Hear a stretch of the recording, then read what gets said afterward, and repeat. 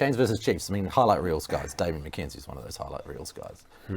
He moved into 10 in the second half, and he's done that a little bit. And the Chiefs seem to go great guns when he moves into 10. Should we rethink the Damian McKenzie 10-15 thing? Well, potentially, because even their class moments in the first half, he was at 10. If you think about Samasoni's try, he was at first receiver, not Samasoni's try, sorry, Caleb Trask's try, where Damo was at first receiver, he cut that guy and he put Samasoni through that hole. He came on that down line and then he obviously offloaded to Caleb Trask and Trask scored. So, yeah, look, when he steps up to first receiver, things happen for the Chiefs. Whether he has to start at 10, I'm not too sure, but the way Chase Tiatia played, I think you're going to have to find a place on the field for him, and then maybe fullback's a natural place for him, so maybe that squeezes Damo up to 10, and that's a better fit for their squad.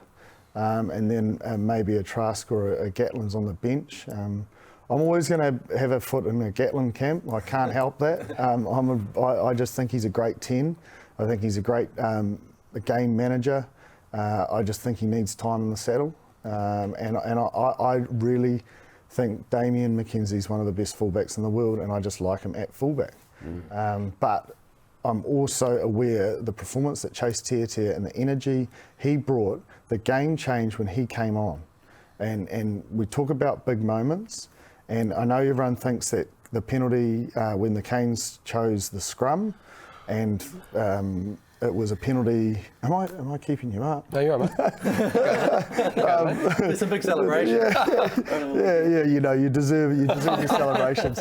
I'm talking about scrums, and he gives me a big yawn. But Gus got Angus Tarvell got the penalty after the Canes called the scrum, and then they obviously from there, and then Rayasi held someone back, and then they obviously got another penalty, and then from there, Chase Tiatia scored after they got the maul. Everyone will talk about is that the change moment, but it's the try after that when Damian McKenzie breaks through and he offloads to Tiatia, and then Tiatia finds Finau and Finau finds Weber, and from that, if you watch Weber turns around, he points straight to Tiatia with a big smile from ear to ear, and so Tiatia's just scored a try. He's just set up another one, and he was just a ball of energy and a link guy that it clearly sparked something, and he seems to have a knack of doing that. Does it for Bay of Plenty. He's done it before for the Canes. He does have a knack of having that play as well that you go, oh, geez, what were you doing? But if he's an infectious player, and a wing's not a spot for him, midfield's not a spot for him. So if he's going to start, he probably has to find fullback, which then you have to consider that Damo will be at 10. Yeah. No chance to be on the right wing? I just don't think his game.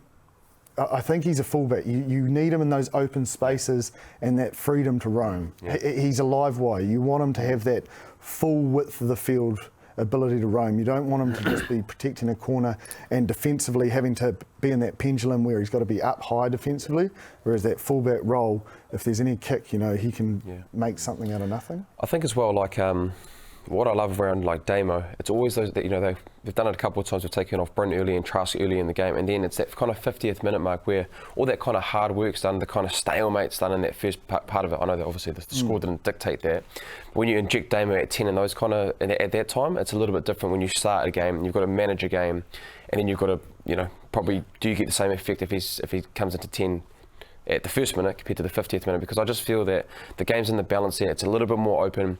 Benches are coming on a little bit more, and so the legs are taking out you a little bit, so then Damo can roam a little bit. So if they continue to keep doing that, like you said, you know, I know Bryn as well and Trasky as well, who I've played a bit of rugby with as well.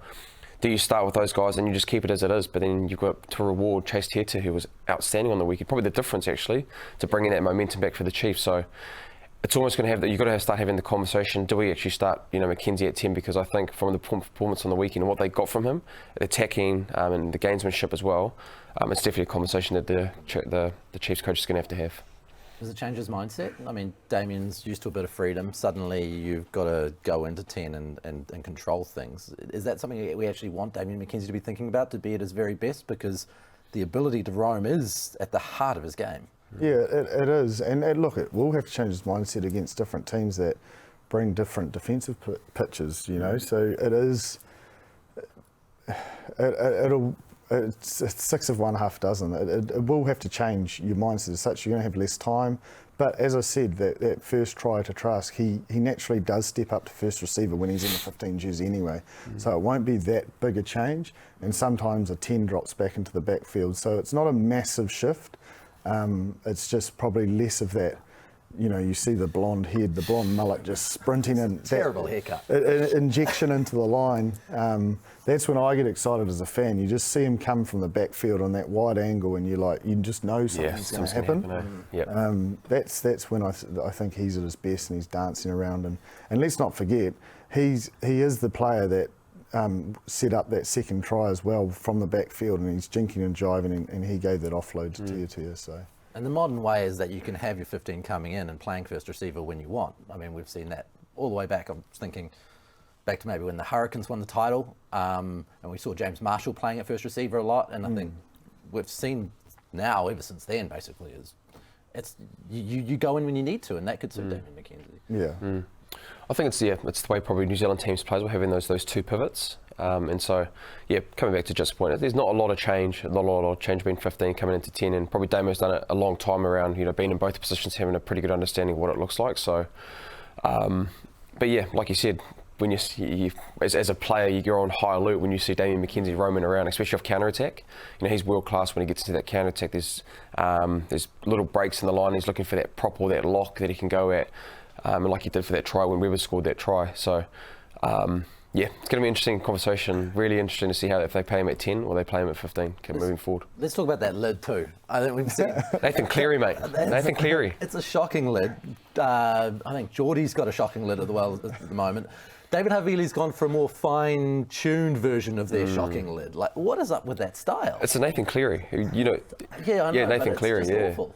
Yeah, it's not flash. Look, I'm not going to be throwing stones because at least they can grow there. I'm just happy to have some of it still there. So long may it continue. Yeah, because obviously Jack had the mullet. There's obviously the mullet that was floating around, but it's kind of just moved on from there. And the old Nathan Cleary seems to be at the heart of it. Cleary's is a little bit slicker though. Theirs is running quite a lot longer. Yeah, especially there's some body out the back. Yeah, there's some real thick. It's a thick mane. Yeah. It looks like one of the boys has come around and given them a haircut. I hope they didn't pay shillings for it. It's truth. Absolutely. Can we touch on the Canes start? And I think their attack, their tip and forward release out the back game was sharp.